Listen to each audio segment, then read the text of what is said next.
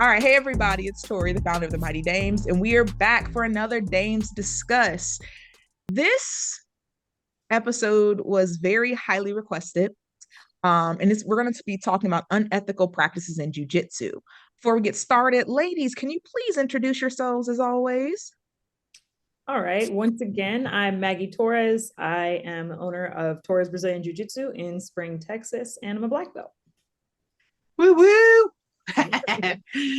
Welcome back, everyone. My name is Alia Garcia-Valadez. I am a brown belt at Brazilian top team Lake Jackson School of Jiu Jitsu. I was getting ready to introduce myself, like the work stuff. Understandable. And yeah, I'm ready. This is a hot topic, so I think this will be a good. I've been waiting for this one. I always forget. Again, I'm Torrie O'Neill. I'm training out of Ocala, Florida, out of Pedigo Submission Fighting Birdhouse, and I am a brown belt. Woohoo! Still sounds weird to say.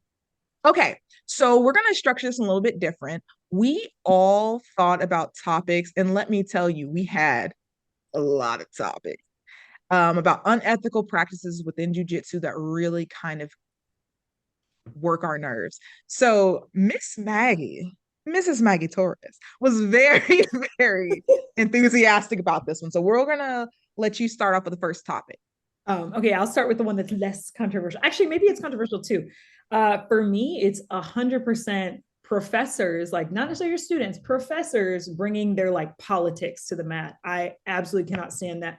It's kind of in the gym in general, like I think it's cool to have causes. We're fundraising for this cause. We're doing this. But I mean, I don't want to know your thoughts on border control. I don't want to know your thoughts on guns. I don't want to know your thoughts on gay marriage. I don't know. I don't need to know your thoughts on all of that. We have so many different types of people that like train in our team. Just let people just live and let live. Like that's the beautiful part about jiu-jitsu is that there are so many people on the mats that I am really good friends with that I might not be in real life. And like, I have those people's best interests at heart. I have no intentions of going out of my way to offend any of those people. And I feel like it kind of becomes alienate them.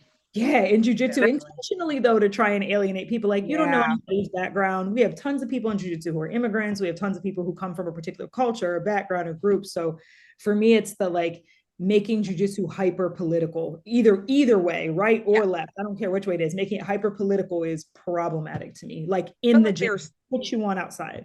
I feel like the not even particularly like owners, but like leaders, like people who take leaders role. I feel like they can be particularly aggressive sometimes too. Like they'll say a statement and you'll ignore it, and they'll be like, right, what do you agree? And like, I'm here to sweat and choke people. I don't really want to discuss, the current goings on in the Middle East. Like, I'm not here for that. This is not a debate stage. And to be completely honest, most people who are very loud about certain beliefs, like very loud, are very, very, very poorly educated to have those discussions. So I think I learned, like when all the stuff was going on during the pandemic, during the George Ford thing, the Judge Floyd thing, George Floyd incident, was that I do not have to engage with people who don't want to have a good faith conversation. I'm not here to be yelled at. I'm not here to be belittled. I make a very strong point to even people I disagree with to not try to belittle or shame them. So when I get to a place where I'm trying to have a conversation and all they're spewing is, excuse my language, bullshit, I'm like, I don't have to do this. I'm good. Yeah. I feel like I love debate. I like a healthy debate. And given where I come from the place now of, I already work for my job for a political arm of the state and in a government type of job. I deal with this all day long on how people think, funding should be funneled and where the money should go. I am not trying to come on the mats and have this same conversation in some form or fashion. And I don't pay money to hear your opinion. Now, your opinion on my performance as my professor, your opinion on how I can improve on, things that maybe could help. Absolutely. And you know what? Honestly, I will say this is on the mats, right? Specifically on the mats. Yeah. Outside, we're Yep. having a barbecue, we're whatever, personal time. That's different. But on the mats, this is my safe space. This is my, for me, my church. I remember I Yeah. said that one time and someone was like offended. Like, Yeah. and I thought, you know what? To me, this is mine. Like, this is what Yeah. I interpret as that. So it's very much a I had to be mindful of what I say, but also Yeah. too, I have to take what some people say with a grain of salt, because once, if they do want to debate, and I'll say, do you want to debate this, like, truly? Mhm. Yeah, no, tell me your opinion, because there are people like that. Well, so what do you think? Well, do you agree? Well, okay, you really want to know what I think? Let's finish class and then I'll tell you what I Yeah. think. Yeah. And if That's you it. can't have a healthy debate or conversation about it, the moment you show me ignorance or you just Your want to shut, whole ass. The then moment you your show your whole whole ass, ass. exactly, yeah, then I'm like, okay, thank you. Yeah. No, Yep. I want to have, no, I'm good. Yeah. Thank you. Yeah. I You, don't think And people want actual debates. I think they want conflict. yes. yes, Because they know yes, the people who think like them and they've already yes, had this discussion. Yeah. Me yes, as a Black queer person, like, don't come to me and like with certain questions where you should already know where I'm coming at. Just like, I'm not going to come to you with questions about like gun regulation because I already know you got decals on your car. Like, yeah, read the room. Yeah, and to yeah, me, like, it's not about like what you believe outside of it. As long as your beliefs aren't that like I shouldn't exist, I should like not That's exist for mhm, being who I am, mhm. then I don't really care. Like, actually, we can disagree on a lot of things. Like, yeah.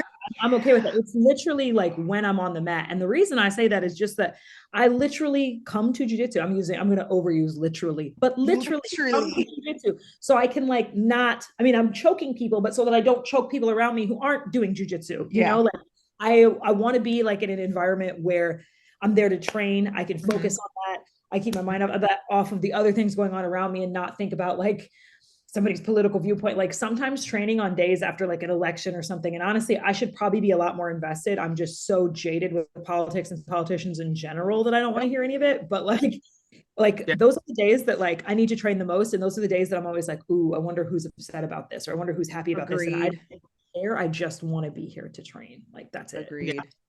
Yeah. All right, let's move on. Alia, what is your first one? Oh, so my biggest is not being allowed or being forbidden from training somewhere else. Um, Listen, y'all know I'd go all over the place, right? But this is not just necessarily for me, but I had this conversation with someone who trains at another gym in another part of Texas, and she asked, she was like, how is it that you're able to drop in everywhere? Does your professor ever give you a hard time? I was like, bless his heart, but early on I think he realized he can't tell me nothing. Like, Nope. it doesn't matter which coach I've ever had, but it's very much a conversation, because I did come from places that MMA wise, they did not cross train a whole lot because it was a small town. But now that I live in a much smaller town, um, it was a conversation of, I'm the highest ranking belt female here. I'm the only female for the 30-45 mile radius.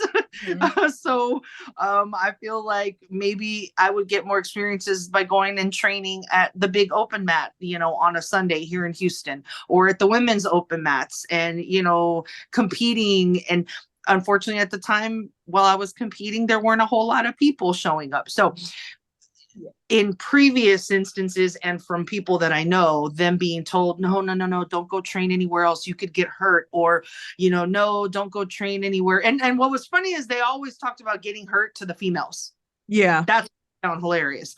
And for the guys, it was, no, because then they're gonna, next thing you know, they're gonna post your picture, and of course they want y'all there, and that kind of thing. And Yeah. it's like, hey, I Yeah. I get it. You don't want to lose business, and I have seen gyms where they do. The guys start cross training, and then they enjoy it over there with their other friends, and next thing you know, half the team is gone. I know that can happen, but I don't again, I go back to I'm the consumer, Yep.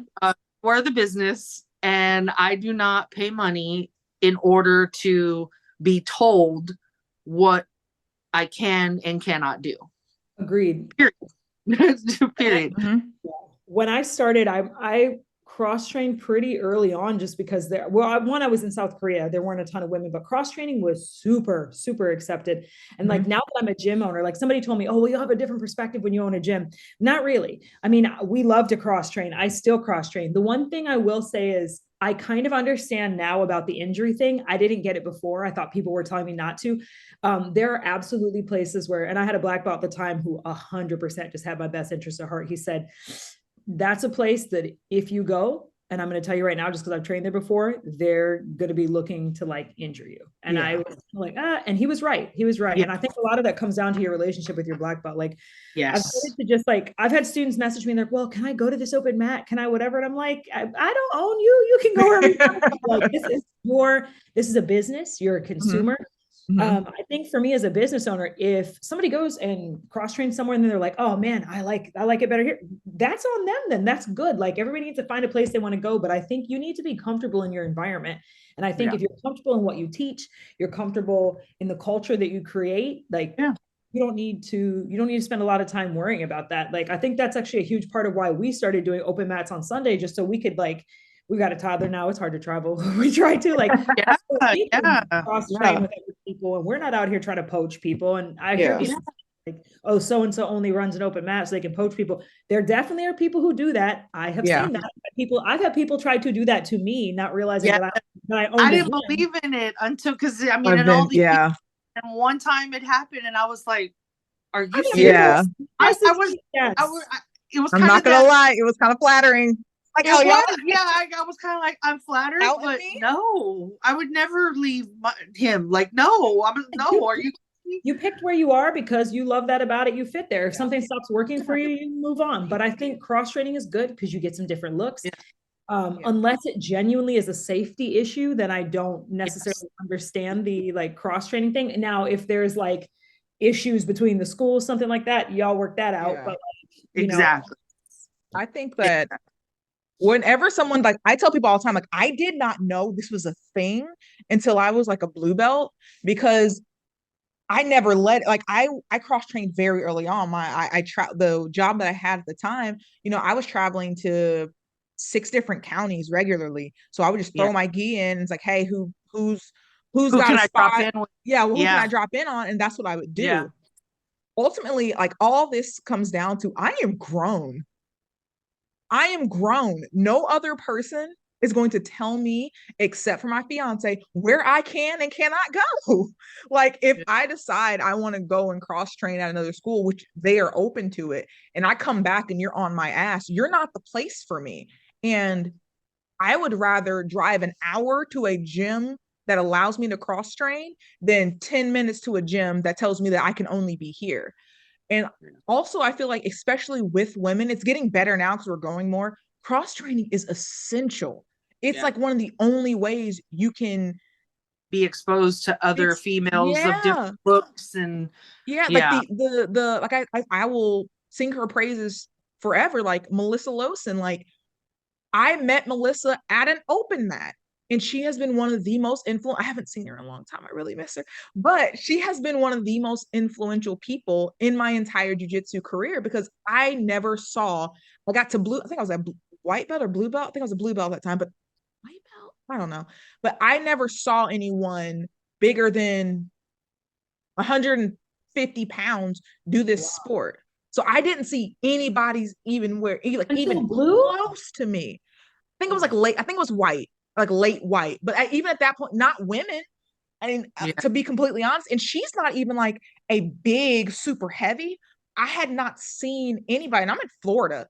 Florida's pretty good, but like at that time, I think I met her at a brown belt. So to me, she was like this mythical creature. And to think I never would have. She is a mythical creature. She is a mythical creature. I would have met her eventually, but like, I feel like those early years are so critical in keeping people in this sport. And if you can meet the right person, it can, like, I'm like, it can really prolong your time here. And if you're denying people the possibility to make like really important bonds and friendships because you're insecure about your offerings, do better. Like that has that Yeah. your insecurity has nothing to do with me and mine. It doesn't. I'm not out here like promoting other schools, doing all this stuff. No, but like if I go to this gym, I'm gonna tag them and say, hey, thanks for having me. Thank you That Yeah. is for not me lessening your ability. That's not me shitting on the school. That's it's me doing what I want to do. And for Yeah. gym owners, I will say, I'm not saying everybody needs to run an open mat. There's various reasons not to, man. We learn pretty quickly. People don't always respect your gym and they'll mess your stuff up Yeah. sometimes. Mhm. But I have some students who aren't comfortable going other places, and I want to give them an opportunity to be somewhere they're comfortable too. So for us, it was also a huge benefit of being like, okay, we're going to host this here, and I've got students that are just like, I'm going to show up at this place, I'm going to be at the same place every day. I'm like, let me bring some different people to you, Yeah. so you can try it. You So can that try. way you can be exposed to it. Yeah. It was definitely um a welcome breath of fresh air when my current professor said, hey Alia, now that you've got this job that has you traveling everywhere, you know, if you ever don't know of a gym close by, you know, then let me know, like let me know, and you'd like to help me network, basically to help me network. And that was huge. And even as a white belt and blue belt, you know, I didn't attend open mats until I moved here to Houston. Open mats that were other gyms open mats Mm-hmm. until I moved here to you know, outside of Houston. And that was big, you know, Yeah. to be able to, the only place I'd ever gone is the other gym I trained at was Sway in San Antonio. And you know, like that's Mhm. that difference. But to your point too, Torrie, like seeing uh you know, females, I still to this day think about the first super heavies I ever saw. That was part of the reason why too I wanted to cross train, is I thought maybe there's other women out there that look like me, you know, Mhm. 5'9" and 300 plus pounds, and they Mhm. have to train. I know they're You out have to there. be there. And that was the idea in the early belts. And now I kind of feel like, and especially after a few people have told me, like, I didn't think there were women that look like us out there until I saw you at the open mat. And now Yep. there's thick jitsu. Now there's thick jitsu. So Yeah. that's even better. And I used to think that. I used to think, gosh, it's only like women, you know, like those world traveler women like Tayani and Gabby, Mhm. and even then they were big, but they're like muscular big, not like Yeah. me, you know, panda big. Like They're not fluffy. I got a yeah, little cushion on them. so that's kind of what I was seeking out. And I think it is important. It is very important. But ultimately at the root of it, that is my stance of, I am the consumer and I am not paying a membership for you to forbid me. My Yeah. parents didn't even forbid me. That I didn't work can't. with them. So I'm like, and we'll move on to this. I think I would, honest to God, laugh in someone's face if they told me like, "Hey, you can't go to that gym." Bitch, what? Well, I Like, don't even no, think I I've will do what I ever want. trained in a place where somebody would say that. Like if someone Mhm. said that to me, any of the professors I've had, I would know there was a good reason, because they're just not like that. They all cross train too. I would be like, okay, there must really be something wrong with this school. Mhm. There was a time where I did not heed that warning and I went to some place and I Yep. never. So I think it's just about like the relationship you have with them too. yeah, Yeah. yeah. Yeah. I've been on the blessed end of that too, where it's like, Alia, look, that gym has a little bit of a history. You're new in this Mhm. area. Just FYI, you know, just be careful. And Yeah. I had like, oh, okay, well, and I just so happened to be friendly with the black belts that were there. So when I got there, I was like, hey, I'm gonna depend on y'all to tell me who I can and shouldn't roll with. Yeah, we got you, girl. We got you. So, but if I was just random out of the gate, hey, showing up, you didn't know anybody kind of thing. Yeah. I mean, I may have had to learn the hard way. Yeah. Yeah. All right. So next topic, this will be me. And broadly, we can put this like in an invasion of personal space. So I'm thinking this on multiple levels. At its core, if I don't invite you out into my life outside of the gym, you have no right to be there. So if you find out through social media anything about me that you don't like, keep it to yourself. because odds are I found out something about you that I also find repulsive. I find like is absolutely ridiculous. I have honestly been shocked plenty of times by people, but I make it a point not to bring it up because it has no place there. So like I've absolutely like I am very gay. People, that is very clear. What? Like, I know. No, someone told me that I didn't give a gay vibe, and I was so fucking offended. I was like, and literally, this is Not like getting the vibes. I was at work. I was at work with a fucking beanie and hoodie on. Like, wait, is that gay vibe? Look, I'm all about the beanies and the hoodies. So what are we saying?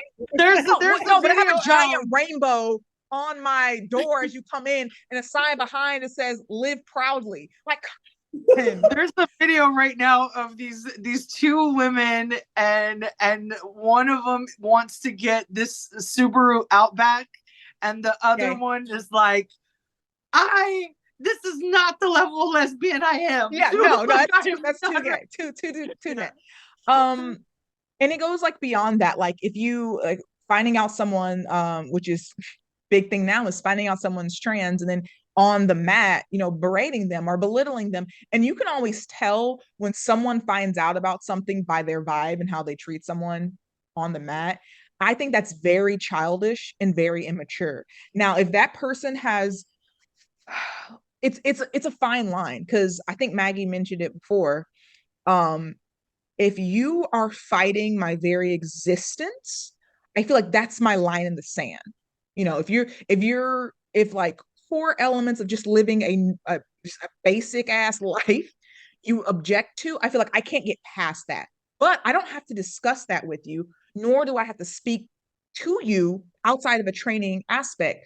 There have been people in the past that I did not train with because I didn't trust them to keep me safe knowing their views. But I didn't turn it into like a whole thing. That's fine. Like, you're not for me, I'm not for you. We can move on as adults. Like, I'm not for people who find out a piece of information, and like we were talking about earlier, it becomes this debate. Like, my life is not for you to comment on unless I invite you to comment on it. Yeah. But again, that also goes back to like, you're there to train, just train. Like, shut the fuck up and just train. Like, I don't understand like why people always like, which is going to bring me to people trauma dumping on the mat. Like, I'm not trying to be my God, that somewhere else. Go to a psychologist. Oh my God. I'm sorry, I'm swearing a lot. I can't stand that. I can't stand it, whether it's a student. The gym is my therapy. It's not there for you. Oh my God. And I'm like, some of y'all need some real therapy. Yes. Psychosomatic therapy, which to be fair, I totally understand. Sorry, now I'm ranting that jiu-jitsu is also like, there are really therapeutic aspects. Psychosomatic thing is a real thing. That being said, so is your ass needing therapy outside of this gym.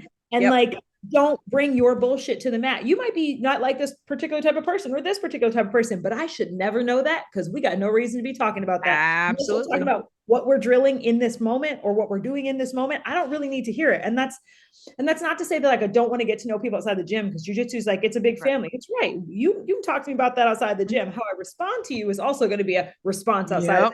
So this is not a gym response. This is a Torrie ass response. And I hope you're ready for it. Just train. Don't trauma dump people. Don't do it. Like, handle your shit. Be an adult. Yeah. Be an adult. I think you touched on it right there. There is a, and I'm, I always fall into that gym mom kind of role, no matter where I go. So I tend to be a lot of times on the receiving end of the, information. Women tend to be the bearers. I think Torrie, of that. You and I had talked about this with some of the younger folks and stuff that are, that they like, hey, and I'm like, I hear you, and I don't want to, because I feel like part of me feels like, first of all, I'm not a counselor, I'm not trained, but a part of me feels like that there are people who seek out this outlet, and us, I think a lot of times I've always been in small towns, not in larger cities, and then smaller gyms. So it is a very family-like aspect. And the people that I hang out with tend to be the people that I hang out with outside of the gym. But to your point, when we're here, I'm here to sweat. I'm here to sweat, and we can laugh and whatever while we're rolling, but we're gonna still, when we need to, we'll buckle down and be serious. But I I try not to deny them. I do try to make an effort to not deny them whenever they're starting to like share, or if I see that they're not drilling, Yeah. like Yeah. fully, or Yeah. something is off, then I'll be like, hey, Yeah. afterwards, Yeah. stick around for a second. So that way we can just chat. I have something, I just want to show you something real quick. And they'll Yeah. be like, oh, okay. And so as we're talking and as we're drilling or as we're doing something and we're talking, I'll start to get a little bit more, of what, and then it's sometimes they just need that outlet. And, Yeah. and I'll tell them, look, I didn't mean to shut you down in there, but that's in there, Yeah. but when we're out here and you need someone to talk to, I will make the time. I will make the time if that's what you need because you don't have it at home or because you don't feel safe or, whatever. That I think that just kind of comes part and parcel with the job that I have, but also too just You're, with are you social? Do you work in social services? Or you? kind of sort of because we work with health and human services. We work Okay. with local community resources for homelessness, for youth, Mhm. for You, though, workforce. you, for all intents and purposes, are much more of an expert who would be kind of trained in something like that. I guess Mhm. what I'm kind of getting with, and what I notice more often, it's not just students, teachers, instructors. Yeah. Yes. Yeah. Dumping on the mat is so inappropriate. And now that I own a gym, I can't even imagine coming to the gym and being like, man, my girlfriend broke up with me. Yep. I'm so upset about, like, and I get it. We're humans, but like your students are there to be students. Your people are there to train. Keep that environment safe for them too. Yeah. Like, Yeah. I'll Yeah. And also that's say, true that and I've been on the receiving, but I've also been like early on the output. My dad was killed on a day on my way to training. I found out, and I was on that side where I don't know how I ended up at the gym, but I ended up at the gym. So I yeah. give praise to those professors and coaches that can navigate Yeah. to, you they let you speak your little bit of piece that you can get out. But Mhm. I don't even know how it happened. I don't know how I ended up there. I was dressed and because I was ready to go, but then an hour later I'm bawling at the heavy bag and I have gloves and hand wraps on, and I don't even remember until I watched the videotape to the camera later and Mhm. saw that my coach, while I was talking and trauma dumping, he, and sobbing, he was wrapping my hands and then Aw. just said, hey, I hit the think your bag. coach, like, as again, offering a service too, I think your coach should be able to offer this. I think this is where sometimes instructors struggle, though, is that they're like, oh, well, I listen to my students, so they need to. It's a, Yeah. Yeah. power Yeah. issue, One-way street.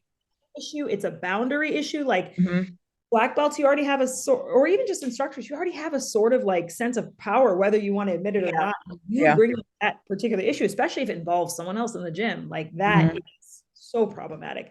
I'm I grateful for those professors because I've had them too, especially when I lost my father and I needed that. Absolutely. Yes. I Yeah. think another aspect of it is, since we're kind of mishing both these in with trauma dumping, I think there comes an aspect where you don't want to share too much of your life because you don't know how someone else is going to respond to that.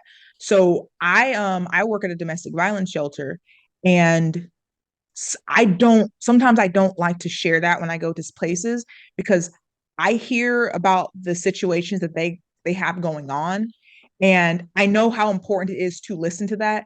That is such a heavy. I work very, very hard to compartmentalize my job from my personal life. So when I get aspects of that in my personal life, that it fucks with me. Like it fucks me with me in a way that it doesn't fuck with me at my job. And then all I can think of now is how can I? Because I'm thinking like case managers, like how can I get this person help? How do we get them into getting the proper services? How do we get them counseling? And also, when you're doing all this trauma dumping, you don't know who else is listening to Yes. this. And if you're talking about, let's say about like you like we have a bunch of cops who train and you're over here talking freely about your love of recreational drugs when Yeah. it's not legal in this place, like you're putting yourself at risk. If you're Yeah. talking about, how you smacked your girl, how you did all this stuff, and I'm using it, but if you Who's talk over about here talking about? Where's the listen, trip at? You're in Florida. Never no, mind. no, no, no, no, no, not my gym. My gym is probably actually has been one of the I'm best training totally kidding. I'm environments. totally kidding. What I'm saying is like I hear these stories at like competitions or people like I think I reached a point where I realized my position in the Dames and especially like how transparent I am with various issues that Yeah. have that I go through, people will come to me and share things. It opens And up a door a little yeah, bit. Yeah. and I am good with that, but I have avenues and platforms to do that. I Yeah. don't want to do that when I'm in a like a public, like a truly, of course there's like there's exceptions to that too, but like I don't want to go into your like your trauma and all this, because I'm going to say it's like maybe you need therapy and medication, because that's what I did. And Yeah. like Yeah. I Yeah. can't I I've can't had to tell make people you like work. I want to be empathetic, and I've had to tell people before, like especially because I was a teacher, so I took home Mhm. abuse, craziness, so for 15 years, hearing like awful stories, and you take home so much of your work with you. And it got to a point where I was so worried about everyone else that I had nothing of myself to give to the people, to Yep. my family members, even when I got home. And I had to tell myself, like, well, actually, wait a minute. You're not an expert in this.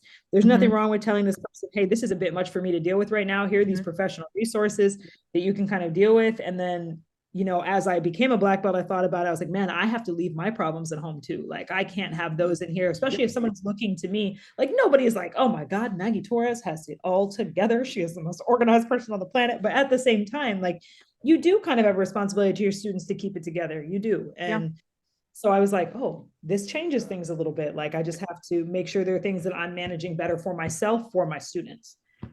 I Yeah. will say this though, I love myself a shit show. I I love mean, it when Oh, somebody now else. when I'm not involved, I love myself a shit show because I'm just like, yes, I will she's say this. real. She's I giving will realness and messiness, and I I will love say it, and I support her, I and have it's great. seen I have seen one breakup at the gym.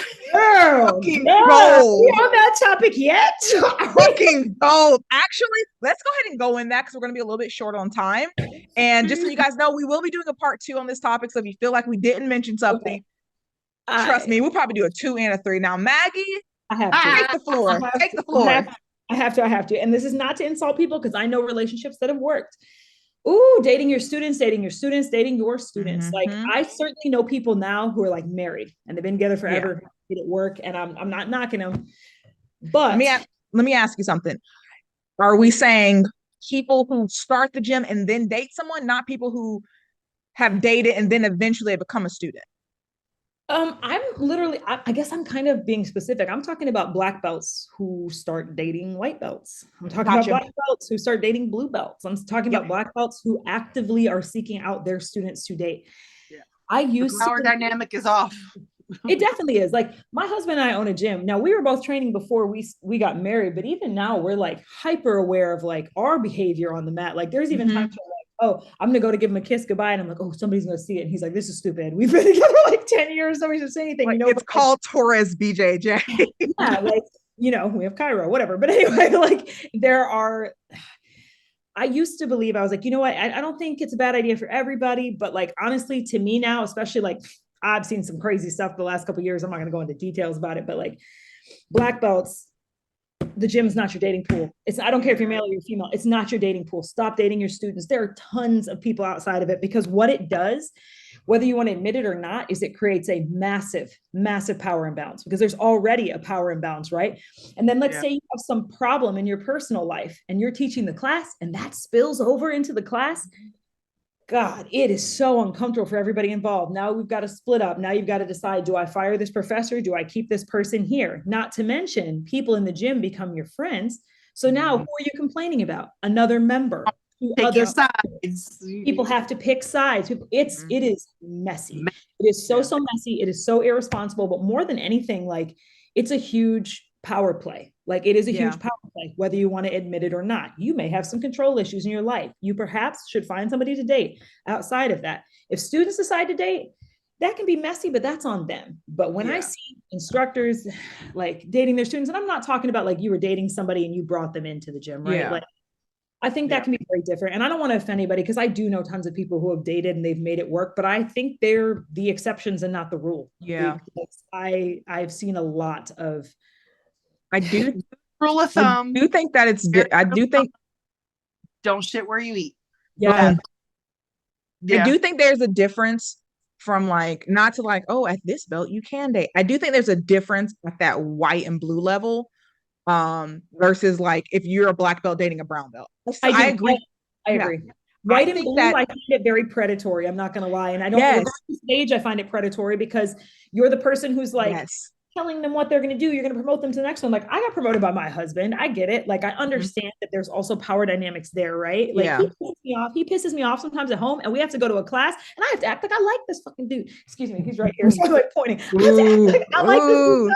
Super mad at him, super mad at him. But I've had practice navigating it. But two people who you've just started dating in this messy scenario in the Yeah. gym, you haven't even had to work this out professionally. Now you're like thrown into the situation. Mhm. Everyone's looking at you. The Yeah. students are watching you. You're posting crazy stuff on social media. We know that it's about this other person. Like I've Yep. seen this play out so poorly, so I often. think also the reason I have such an issue with it being like white belts and blue belts specifically is that one, you can just fuck up someone's development completely because you have a bad relationship. Like I don't want to train anymore because this dude or this woman like treated me like crap. They It's embarrassed me. usually, let's be honest, it's usually the woman who leaves. And Yeah. I was Yeah. always a person that was like, well, I think people can do that. And honestly, after this last year, I'm like, I'm so opposed to it. I am Yeah. so opposed to it. And then Yeah. like also too, it's like not that like all black belts have this mythical idea of it, but a lot when you get, especially whether you have like a an elite, well-known black belt, or you're just well-known in community. Because I feel like once you hit, at least with us, once you hit that black belt status, there becomes a level of recognition that comes with it. I feel like we have people who like Loki have fans, like groupies and people who like just love to like they're on their team for whatever, and you break up and that girl's gonna get so much fucking hate. She's gonna get bashed, everything about them. And then you don't know, like you don't truly know someone's vindictive side until you break Yep. up. So how many And times you we know see they leaked could be text Baby. messages, And you photos. got social media, so you see the craziness. Your students, Yeah. So like that goes back to you're exposing this person's personal life in an aspect that they did not ask for, and you are doing it from like a level of a higher level, like you said, from a higher power dynamic, and they are literally like powerless to do anything. You have 10,000 followers on Instagram, and I have 50, and Yep. I literally can't tell people like, no, this is what happened because they're not going to believe you because we don't believe women in this space. Let's be honest. it's hard too because it's like you might think that this person is super well like mentally adjusted because they always appear that way in class, and then we know how emotional breakups are. Everybody who's been through a breakup knows what goes on. Like, so then that happens and all of a sudden your students are seeing the fault of, oh wow, this person is not who I thought they were. Yeah. They've had these incredibly inappropriate things to say about their ex. Mm-hmm. They've had terrible things to say, and they're posting it in a public place, or they're Yep. talking about it on the mat, which is I think a bigger part of why I've been like, hey, black belts, let's be professional in the gym. Let's not discuss our personal lives more than the students. Students, do what you need to do. Cool. But like that, it's a huge deal. It's a professional service. Mm-hmm. Yep. I, as a teacher, like people forget this. I'm a teacher, right? I'm retired now, but if I went through a breakup and I came to my class and I was like, I got dumped today by my ex. Please, I would be all over the news. I'd have people accusing me of indoctrinating people. First of all, you get roasted by those kids. Let's be honest. I was gonna anyway. say, They'd be like, are you crying? Are you you crying? end up on Is your TikTok. heart You end up on TikTok. You end up on Snapchat. I got a very strum of Snapchat videos from when one of my daughter's teachers was getting divorced, and I was like, there's just no other career that it's professional in. And jiu-jitsu, because we bridge that gap so often, because like we do become like families. I've got students that if I needed something, I would like be like, hey, I need your help. I'd call them right now. But like it's such an iffy line. Like it's so I think this goes also because like no other sport has such an like, how can I say, such an openness that like you can go to any competition and literally be next to like a world champion, like legend in this sport, and like no, and that's just it. People don't really have that type of exposure to any other like sport quite like this. So I think we get it in this head that like it's not we can say we're trying to make it professional, but we don't really treat it sometimes like a professional sport. We treat it like, oh, it's, you know, it's a lifestyle. So like whatever Yeah. happens here, that's just kind of how it flows. Like, no, there still needs to be professional boundaries, by guidelines and all that to just ensure that everyone is safe. Because also, if we look on the other ends, like, dude, you don't look good if your last three relationships were all 20-year-old or 19-year-old white belts. That doesn't look good. And Like, from both sides, I think from the, let's say it is the, you know, the guy and the girl break up, or the professor and the girl, and you never know who idolizes professor or who's going to come mm-hmm, to his defense, and mm-hmm, it's a safety issue for her if Yes. she doesn't know who she's going to roll with. That might be, like you said, might be vindictive, and like roll a little bit harder and just make sure that she understands, hey, he's got some shooters out here, kind of thing, you know, that kind of thing. But on the opposite side, it could be a breakup between them, and you never know which guys or whoever in the gym are really got the back of this one particular female, or whoever, you know, one particular student, and now it becomes a safety issue for that person, the other person on the also opposite end. let's not pretend, and I say this respectfully, that bitches don't be crazy. You Mm-hmm. might step into something you're honestly not ready for, thinking because, oh, she's Yeah. young. Look, this Gen Z don't give a No, fuck. no, and they will. No. Come over here They will thinking you getting some set sweet, innocent your, girl. And when your nope, shit's on fire, don't be that's right. surprised when you Man, try Your to sleep with multiple on people. fire, your I'm running credit. into more psychopath grown men black belts than I have a psycho little female. I can deal with a psycho little female any day. I run into them every once in a while. But the bigger issue here to me is Yeah. black belts who don't have professional boundaries, Yeah. who don't have professionalism. Like, to me, that is all of it. That's, you're And dating we students, you're having inappropriate conversations, you're bringing stuff from outside the academy, from your personal life outside the academy, that's making uncomfortable people. Like, we, and it's not also, just black belts, but let's just instructors. throw in there the grooming aspect of it all. Oh, Like you've literally trained this girl since she's 12, and now as soon as she's 18, y'all are dating. I don't care if she's legal. You've groomed that girl. Like that is so yes. gross, and we see it. So Or many like Yeah, even, adults need to take yeah, that safe sport course. There's so many inappropriate, like, even if oh it's my not, gosh. I feel like inappropriate interactions with children, Mm-hmm. Like, Mm-hmm. I can't tell you how often I'll see somebody post something, I'll be like, ooh, that's not your child.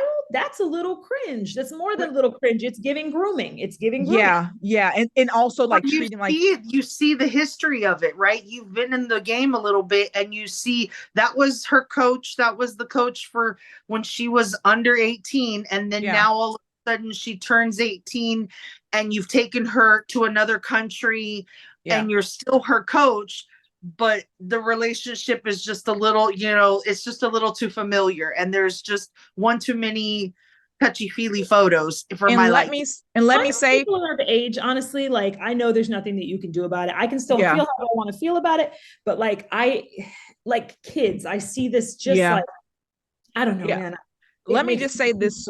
Let me say this too, is there's no reason on God's green earth or whatever deity or non-deity you believe in that a grown man should be texting, DMing, Facebook messaging a Children. 12-year-old at any time. Amen. Amen. Rude. At any, it doesn't matter if it's 2 p.m. or the creepier 1 a.m. in the morning. You You better go through put their her mama parents. and her daddy on You that go through message. their parents. Better. You go through their parents. And that right there is, well, like I feel myself getting older, and I see why my parents were so fearful. Like I'm a millennial, so I grew up with the internet.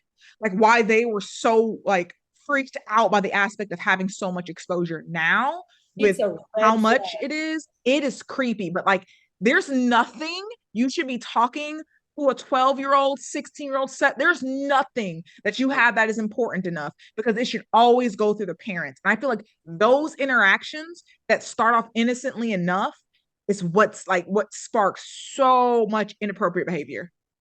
Yeah. No, seriously. And we've heard it, right? We've seen it. We've heard it where the cases have come out where they not only groom the children, they've groomed the parents. Yes, to make them think it's normal. Girl, I've seen that. I have seen it. Yeah, they let them go on weekend tournaments with these grown ass people. Right. And it's like, the Black Southerner in me, the future mama, I wouldn't let my kids go to the bathroom by themselves. I wouldn't let them go with certain family members because I don't know how crazy they're going to get. You're telling me you're willingly giving your child to this person to go to, I'll be there too. Take them across country. Yeah, I'll be there too. Place, or they're riding in the car by themselves with this person. Like, no, it's inappropriate. Parents can absolutely be groomed as well as the kids. Yeah, they especially in a sport like jiu-jitsu where they might not have a lot of exposure to, so they think this is normal. Yeah. They're like, I'm just so happy this person's giving my child this positive attention, and they're hyping my kid up, and they're posting about them, and they're doing these great things. And it's like, I have to ask myself, like, what is the motivation? Yeah. Because outside of that, like, here's the thing. I love my students. I adore my students. We've got a great relationship. I will joke with these kids. I will hype them up. I will post them every time they win or they lose or whatever. But there's just a difference, and there's a line where it crosses over. You can see it happening. And I've had teen kids like DM me because of like who I am. I'm not doing that. Or I go to the mom like, hey, she mentioned she's looking for this. I can shoot you some links. I just kind of want to I make it well known because again, also being a gay woman in this sport, can't nobody accuse me of doing fucking anything because I will let it be known.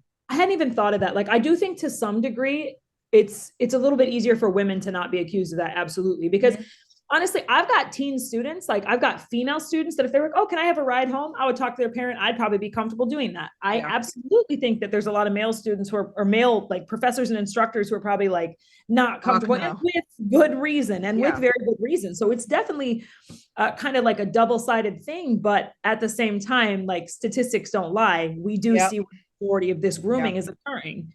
Yeah. All right, I think we have to wrap it up for now. So I feel like we didn't even get to everything. So that was like 4 topics. I know, because I knew this was going to happen. We were going to get on it and go. So stay tuned for part 2, probably 3, maybe 4 on this. So yeah, thank you. This is going to be another one of those 3-parters where it lasts like 6 hours. Absolutely. I'll bring some tea to the next one. Listen, so we're going to put a poll up if you have any other questions, because God, like any other topics, and God knows we got you covered if you don't.